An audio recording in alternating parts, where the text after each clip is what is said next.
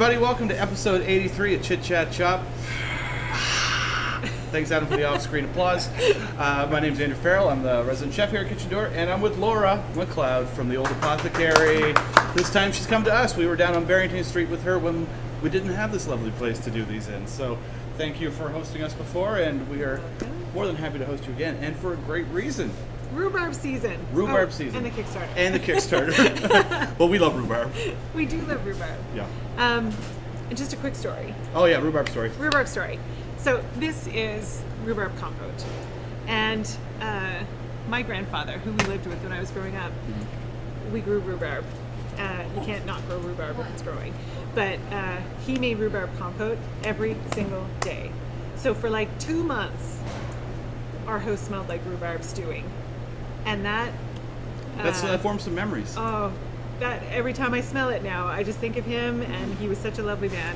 And so I really love rhubarb, and he used to eat this every night for dessert.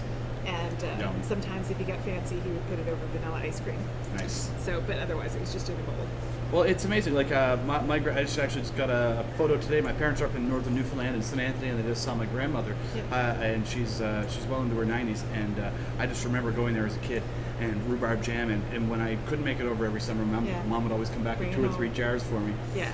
Yeah, I have to keep them in the fridge though, because the canning techniques weren't always on point. My mom, she's gonna kill me for this. I'm so sorry, Mom. But my mom canned peaches once. Yeah. And she put so many cloves, whole cloves in them, that we referred to them as what's the stuff the dentist uses? The to Formaldehyde? freeze. The numb stuff. The numbing stuff. Novocaine. Novocaine. Yeah. We called them Novocaine peaches because when you ate them, your mouth would go numb because there was so. Oh, it was. I love you, Mom. I really do. But yeah, so today we're going to do rhubarb hand pies, which is another fantastic use for them. I always put a little bit of Grand Marnier in the hand pie filling. Rhubarb's really nice paired with orange because it's already sour. It needs a little bit of citrus, but you don't really need to add necessarily. Well, one thing I like too is when you don't overdo the sweetness and take away all that sourness and the tartness from the rhubarb. You've got to keep that balance. You got to keep that balance. So in the pot right here, we've got some previously diced rhubarb that Laura brought in for us. It's delicious. A little bit of orange zest and some sugar. Some sugar. That's it. Super simple. Once it starts to cook down a little bit, I always cook down the rhubarb before I do a hand pie because rhubarb's really juicy. Right. And if you don't cook it down and strain it, you'll end up with a juicy mess all over your oven. Or your pan, and sticky with all that syrupy stuff. Yeah, and it burns and it's not nice. So I try to temper that a little bit by getting some of the juice out of it, strain it off, and then it makes a really nice hand pie. Awesome. So let's see, maybe we should give this a little stir here. What temperature should I have this at? Because I'm your apprentice today. You're showing me the ropes here. The temperature that doesn't burn the sugar. Just kind of medium-low, I guess. Cool. Medium-low, so we're stewing away. We're stewing away. I'm going to add another couple. Oh yeah, nice pink bits. They're great. Yeah. It doesn't take long to cook rhubarb down at all. It does not take long to cook rhubarb down. And if I'm making rhubarb strawberry pie, by the way, I cook the rhubarb like this, and then take it off the heat and add fresh strawberries. Ah, strawberries off the heat. So what? Yeah. So what's the point of that? It doesn't cook them as much? It doesn't cook them as much, and they stay a little bit strawberry shaped. They're not going to get all mushy. Get too mushy. So so I tend to do that as well. Top tip, people. Top tip. Tips and tricks. Absolutely. Another great thing to use rhubarb for, actually, is to pickle it. Yeah. And super nice. I've got some pickled rhubarb there as well. Oh, it's smelling so good already. That orange just really came out of it. Yeah. The orange is fantastic. And I put a little squeeze of orange in there, too. Nice. So I will do that right now. Oops. Oh, and you brought some blood oranges, too. Yeah. I love the texture of these. They're so great. Yeah. Almost purpley. They are beautiful. Yeah, so just a little squeeze of orange. Great. Fresh squeezed rhubarb. And orange. And once it starts to cook down a little bit, now that we've got juice going, we can crank the heat up a little bit. All right. Because it's not going to burn on the bottom. For those of you following along at home on an induction burner, it's at 1200, whatever that means. And then we're going to add a little tiny bit of Grand Marnier. Not a ton, but we're going to cook it out anyway. Nice. Cook out the alcohol, not the flavor. I'm going to get my nose right in it. Do it. Yeah. Oh, the Grand Marnier and the orange are such a good combo. Okay, so while that's cooking down, we can prepare the circles that we're going to put our hand pies I'm going to in. get rolling. Okay, so Laura brought this beautiful dough with her. This is my grandmother's recipe Ooh. of pie dough. The secret is vinegar. Vinegar. Vinegar. Wow, so little bit of at vinegar what in it. stage and how much? You're adding, so it's basically 5 cups of flour. 5 cups of flour. And a pound of butter. She used shortening, but I use butter. Right. And some baking powder and salt. And then it's 2 tablespoons of vinegar into a measuring cup. Uh-huh. And you fill it up to 2/3 with water. And then you crack an egg in it. And you just use that to bring it together. So do you think there's something with the pH balance that affects, or what's the end It's result of it? the acidity definitely is an effect on it. To keep, she claimed it was for the flakiness, and I think that that's probably accurate. Uh-huh. I know that there are some recipes out there that put vodka in it, which I think is the same. Right. But she wasn't a drinker, so No vodka around. so no vodka. So she used vinegar.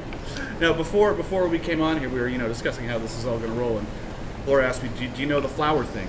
And I call it the French flick. I don't know what the proper term is, but you only want a little bit of flour on your rolling surface, so you got to sort of sideways just hit it like that, Yeah. and then your flour is nicely evenly distributed, and then a little bit more A little on top. on top. A little on Is the it rolling the dice or something like that? Yeah, just roll it. Yeah, Exactly. You can't blow on it for good luck though, because that's all that happens. There's no good luck there. No good luck. No good luck. So rub a little bit on here. No stickiness at all for that. And look at the liquid that came out of that Yeah, rhubarb it's already. crazy how much liquid comes out of it. So it's really like you don't want that to happen in the hand pie.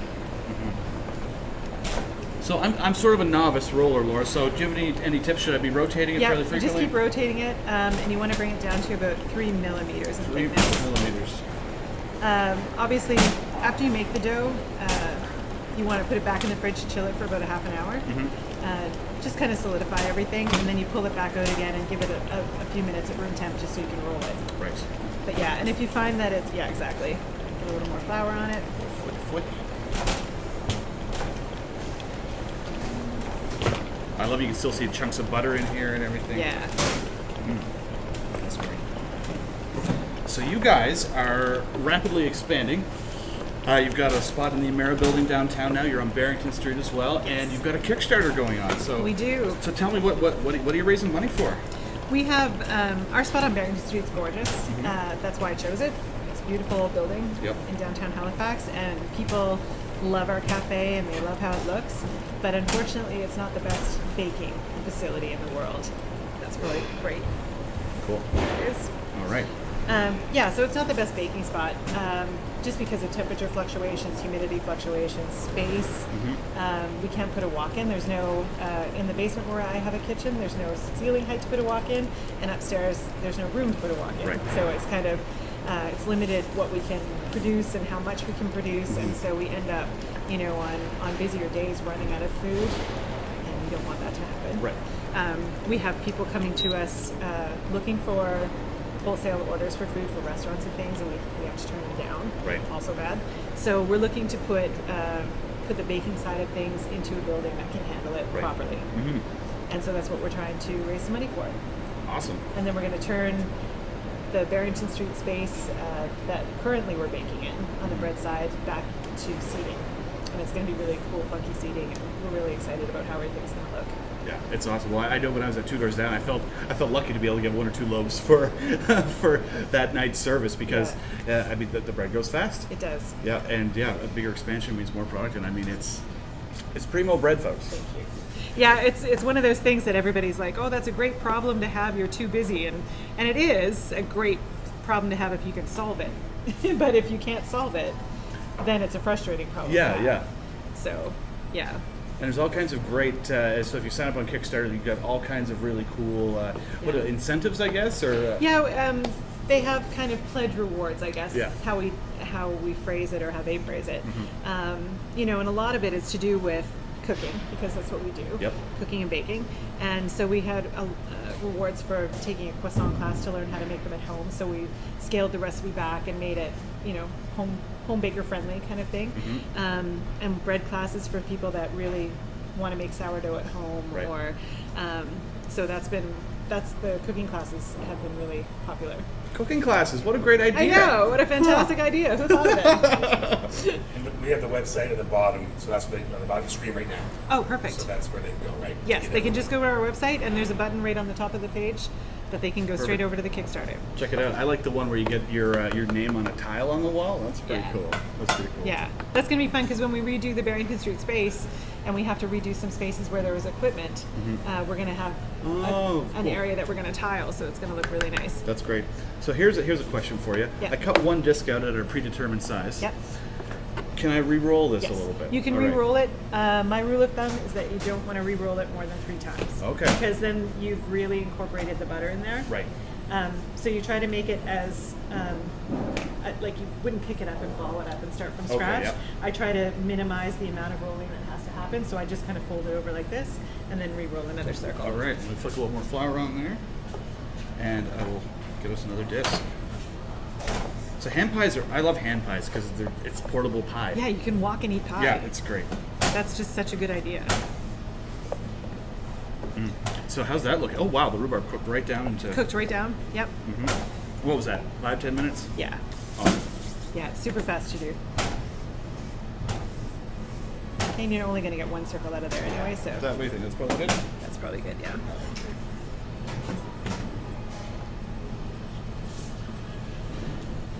It's really nerve-wracking having like a really good pastry chef next to you while you're just like cutting the dough. I see you looking over. Like, how's that? I'm just watching you. You chef, you know what you're doing. Oh, look at that. That one's better than my first one. So what we're gonna do is strain this. Okay, so get that extra liquid off Get of the it. extra liquid off of it, and it also takes away some of the sugar because we put sugar in it to get it cooked and everything like that. But again, you don't want to take all of the sourness. Oops, Yeah, you want to keep that tartness. And it's great too because this extra liquid, you can do a lot with it. Yes, I was one of our favorite things to do at the bakery with the extra liquid. Not while we're working, but this extra liquid, especially in the summertime, when we're doing strawberry shortcake. Yep. Sometimes if rhubarb season and strawberry season overlap for a minute, and we do rhubarb strawberry shortcake, and we cook that down. And it makes an absolutely delicious simple syrup that is lovely with gin. With gin, you say? Lovely with gin. That sounds really good. Yeah. So we're just getting the liquid out of here. Yeah, we have at least 2 cocktails worth of liquid Oh yeah, down here. Oh yeah, absolutely. definitely. And it's already going to start with the Grand Marnier. So Perfect. And yeah, we didn't cook the alcohol out of it. That's still hanging around there a little bit. a little bit. A little bit. No big flames on Chit Chat Shop this week, people. Sorry. No rhubarb flambe. No rhubarb. I'll try that next time. Rhubarb Foster. Oh, that's good. That's not a bad idea. It's not a bad idea. Okay, I'm taking that one. That looks awesome. There we So what else do we? No, we got it all right here. So for the top of the crust, I've got 1 egg, and you said you put a pinch of cream in with I your put a egg little, wash. yes, when I do an egg wash for a sweet application, which is most of what I do, I do put a pinch of cream in with the egg wash. Cool. And sometimes even a pinch of salt, but it depends on what I'm making. Right.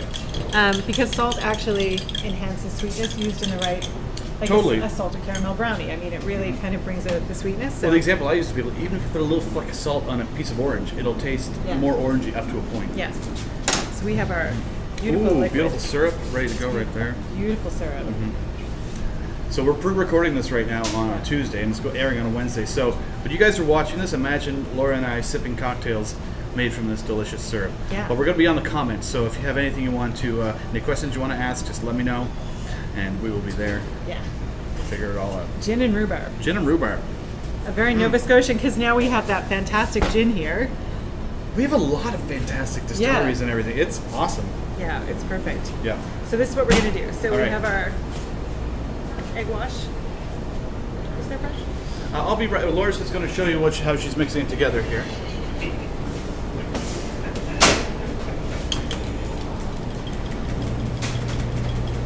Excellent. So I put a call in. We have an Uber dropping off a pastry brush shortly. Excellent. Yeah. Uber, the first Uber in Halifax. Yeah. here. So just a little bit of cream in with it. Cool. That just adds some richness and all. It adds some richness, yeah. Perfect. Thank you. So all we're gonna do is give a little brush to just one side of our hand pie.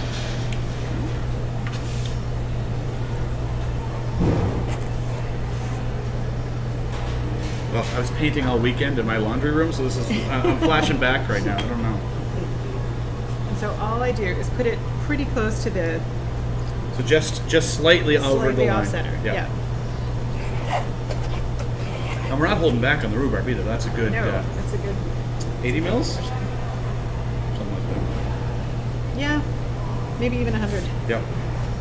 Okay, and then all you're going to do is carefully, and you have to remember that this rhubarb is hot, which is why you want to work carefully. Okay, so got some layers on mine. So you just ever so carefully kind of pinch it together. And it's a good thing we drained off all that liquid because I would It have would had be a all mess over here. the place, yeah. And trying not to get too much air in there. Yes. Yeah. And then you just use your fork and go all the way around. And at some point, while somebody in our bakery is doing this, because hand pies happen a lot there, somebody says, fork you. Every time. Well, fork you too, Laura. And then take a little knife, just do a couple air holes in it. Was that code for rhubarb, or those are just aesthetic air holes? Just aesthetic. All right. Yeah. We do them for everything. We don't discriminate on our fruit. I used to live in years ago. I lived in England for a few years, and they at all the pie places, the Cornish pasty places, they do a different mark Yes. on the top. Most of the time, we're paralyzed by trying to figure out how to differentiate things. So the hand pies we don't worry about too much. So then just a light coating all over it of the egg wash. Beautiful, and the pie dough is so nice and what's the word I'm looking for? Supple, I guess. I don't know. It's really, gorgeous pie dough. Yeah. And I'm not saying that I don't take any credit for it. My No, grandmother. it's in your lineage. Exactly. And then we just take some coarse sugar, sprinkle it on top. Yes, that's one of my favorite things about the hand pies at the Old Apothecary is the big, chunky like I sugar. tried to find sugar here that was quite as chunky and crunchy, but the stuff they have down there, it's like a shrunk down sugar cube. It's so This is- perfectly crunchy. Ah, yes. Look at that. It's totally fine. Here, I'll hold it down here so we can get it. Now, I'd be extra careful because, full disclosure, I think I cut through the bottom of mine. Yeah, and these are great. going to go into the oven for Yeah. about 15-20 minutes. So we're going over to our little studio ovens here, set at 375. Yeah, this space for cooking classes is so cool because we've got little deep fryers, we've got these ovens, everybody gets an induction burner. It's really, we customized the space for the class, so it's cool to have that sort of flexibility. We had a curry class last week. Yeah. Where you want people to have part of the class is we have a little curry buffet, so it's kind of hard to keep two curries perfectly hot so you can sit down and enjoy them at the same time. So we just put one in the oven at a nice little holding temperature. Yeah, No problem. lovely. No, yeah, it's I perfect. just felt like I was going to sneeze as I was trying to let it finish. I was like, oh no, don't sneeze, don't sneeze. It is springtime in the Maritimes. The allergies are here. Exactly. Well, that's so awesome. Yeah. So how many days left on this Kickstarter? We're at our halfway mark. Uh-huh. So today we're kind of putting a push on to get that last to get to our halfway mark as far as our goal. So to get to the 20,000. And the last time I looked, we had I think 1475 to go. We put up one of our Kickstarter rewards that we just put up today is 6 bottles that we found in the ceiling when we were doing the demolition on Barrington Street. Is there anything in these bottles? There's nothing in them. Oh, okay. There's nothing in them, but they're really- very old bottles. They're absolutely 100-year-old bottles. And it was pretty funny because my son was pulling down the ceiling in the area where my kitchen is, and the bottle came out and hit him in the head.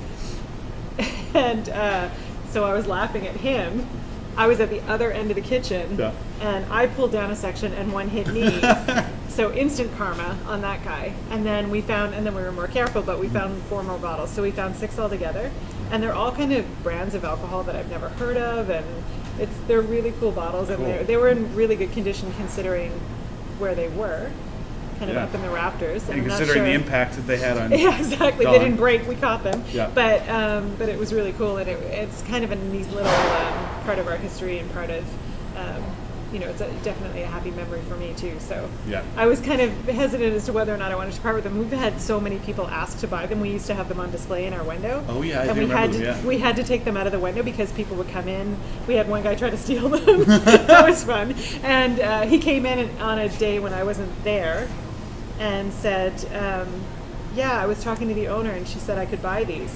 And Katie, That's bold. my daughter, Yeah. was the one he was speaking with. And she said, oh, really, were you? And so she said, and what exactly did she say? And, But so they've been kind of coveted by a few people, and so we figured it would go to a good cause, getting us better space. So Yeah, definitely. Yeah. That's good. Those bottles are paying it forward. exactly. Yeah. And if anybody's ever met Katie before, there's no way he would have gotten away with that. No. No. Small but mighty. Yeah. Yeah. Exactly. Well, why don't we do a little, since we can do a little magic of television here while these bake, why don't we, go through a little time warp, Adam, because I'm really hungry and I want to eat those hand pies right now.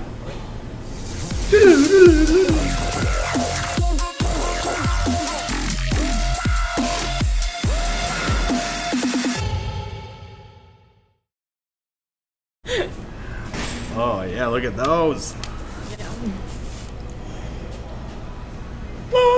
Let's wait for someone to do it like that. Yeah. Voila! Gorgeous. And look, just a tiny drip on you there, Andrew. Just a tiny drip. Where? No, I mean, in there, your little tiny, right down there. It's like, Oh, is that yeah. you? Is that That your? was mine. Oh, is that yours? Oh! So, are you saying I did all right, Laura? You did all Oh, right. my. Yeah, Look at this that. looks perfect. Yeah. It's perfect. Well, I find the key is lining up your fork marks. Oh. I don't is that know. the I'm key? just saying that. Fork I have you no in. idea. Fork off, she says. Well, I wish we could dig into them right now, but they're a little too hot. They're a little hot. They're Yeah. gonna, they're gonna that would be a bit that would molten. be yeah. That would be a problem for the roof of your mouth. Yeah, but Yeah. they're beautiful and they keep really well. Would you keep these in the fridge, or could you freeze them in a dough stage, or what? I actually freeze them before they're cooked. Ah. Yeah. So it's best to kind of, if you want to do a bunch and just be able to pull them out and have them one at a time, Right. then put them in the freezer all ready to go, Uh-huh. and then just bring them out, and you can cook them from frozen. From frozen, so Yeah. they'd probably get extra flaky that yeah. way too. Yeah, they're really nice actually. Yeah. Yeah. Adam's got something. And I have a question because You you have just a brought it question. up because as a husband to a lovely wife who always wants to make sure that we have our lunches set and everything, you get a bunch of bread at the same time, not always local, but and you'll freeze it. Yes. How do you take that freezer bread taste away? Because I have to toast it because it has that like. You have to like, toast How it. do you take that away? Is You there have to something- toast it.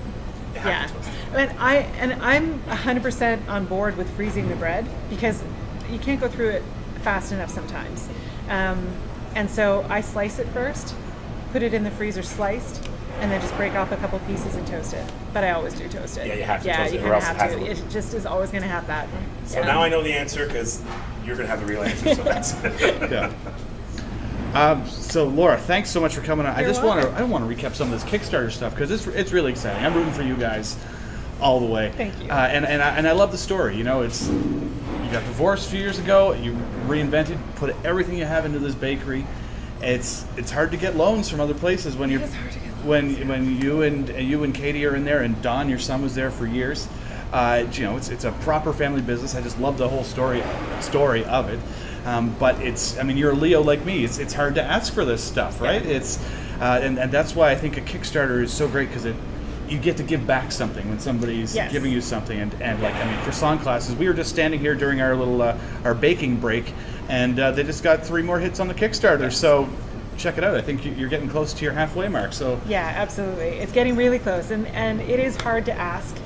What I do like about the Kickstarter platform is that you're giving something back. So it's not just, can you give me this? Mm-hmm. It's, if you can give me this, if you can help us out at this time, then when we get everything set up, we will give it back to you in the form of a class or a plaque, or we're going to come up with some other, or we have come up, we haven't posted them yet, some other things that we're going to be doing for the duration of the Kickstarter. It's nice to be able to feel like I'm not just asking and not giving anything back. That's really important for me. And as we kind of talked about, the restaurant business is a tough business, and traditional lending doesn't always embrace the risk involved in the restaurant business. They all seem to have a formula, and if you don't perfectly fit that formula, even if you're successful in your own right, it's a hard mold for them to get behind sometimes. It is, and they have shareholders, they have to think about that. I completely understand that, but it does make it kind of tricky sometimes. So this is a perfect venue for us to be able to make all of our dreams come true, and really be able to continue to produce a product that we're really proud of, because that's the only thing that matters to me. It really, really is. If it ever came to a time when the production of the bread or the croissants or anything like that, it came down to a decision of lessening quality or introducing ingredients I wasn't cool with, that was when it was time to stop. Right. And that's clearly how big we need to be, kind of thing. So, yeah. And that's the thing. If you can get more of this beautiful ham pie or bread, or I'm starting to drool right now. It's distracting. I shouldn't even be looking at them. They're so good. As much as this is for you and the business, there's so many of your customers in the local area that just loves you and loves going in there.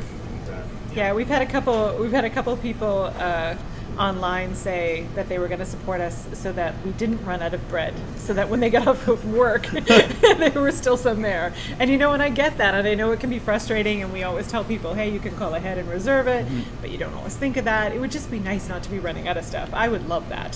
So I would love that too, because I'm usually the guy who's like down there on the block at like 4:30. I'm like, I need to get something for supper. Or But I mean, I can attest to the quality of your products. But we're supposed. It's one of these things. You can buy all kinds of bread at the grocery store, and that's fine, day-to-day stuff. But if you get on the train of proper, really good, slow rise sourdough bread, there's nothing like it. And I feel better eating that than other breads, and just knowing what goes into it and knowing the process behind it, the story behind it, the emotion put into that bread. Like, that is what you can taste, and that's, as a chef, I respect that so much. That is what every chef that wants to be a great chef respects and looks for and tries to aim for, is that power level of like, this is the best thing. I'm proud of what I made.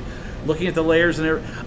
I'm a sucker for walking by on Barrington Street and seeing the croissanto going through the sheeter. Oh, just like a kid in a candy store. There's a lot of people that watch it like that. And one of the things that we don't really talk about at the Old Apothecary as far as the name, one of the things that we really talked about in the beginning, kind of amongst myself and my children, was apothecary being a drugstore, right, and looking at food as a drug, but looking at the kind of ingredients you want to put in your body, and looking at it from that perspective, because we had all made the decision ages ago, to be eating food that all the ingredients were recognizable, and we had made that choice as a family, and to be able to then have a cafe that has the same philosophy. It's really nice to be able to do, and I really feel good about the food we put out. Everything we put out, I can 100% say, I know where this came from, and this is why we're using it, and we're going to continue to do that.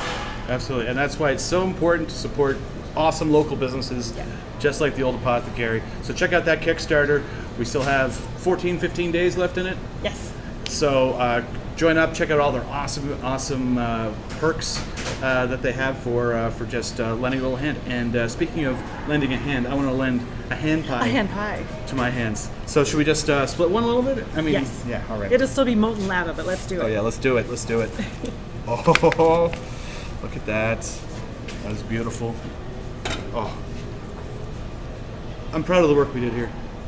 Absolutely. Cheers. Thanks everybody for joining us for episode 83 of Chit Chat Shop. I'm about to burn my mouth on this rhubarb hand pie and enjoy it. So see you next week for episode 84, and we're gonna snog on this. It's really hot. It's really hot. Stop filming! Oh my goodness, that is really hot. That is really good. You can taste the orange. You can taste it.